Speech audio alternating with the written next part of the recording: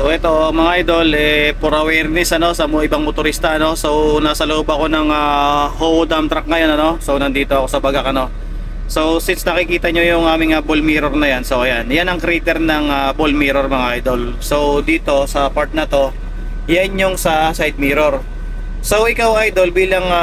motorsiklo, pag pumesto ka dyan sa pinaka gitna halos ng ball mirror na yan sa nakikita mo at nung aming side mirror doon sa mismong gitna na yan, ay hindi ka na makikita dyan idol, zero visibility na kami dyan, so yan ang lagi mong tatandaan, hindi ka namin dyan mapapansin kung dyan ka pupwesto. So dapat magpakita ka or dumistansya ka ng kaunti, para ikay maging visible sa aming mga side mirrors, tulad ng ball mirrors. At sa mga kapwa ko driver dyan, lagi rin tayo maging aware sa ating ball mirror,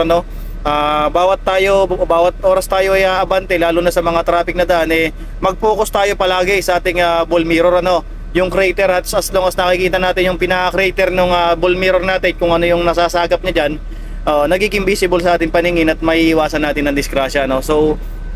sa mga motorista at mga motor, lalo na sa mga motor or private vehicles, so yan po, maging aware po tayo dyan sa spot na yan, wag po natin tatapatan yan, nasasakop po lang po ng ball mirror na yan ang aming visible dyan, so sa hindi po nasasakop yan, talaga po idol na hindi talaga kayo nakakikita, so yan lamang po at pamunting paalala sa ating mga kapwa biyahero. Maraming salamat po mga idol.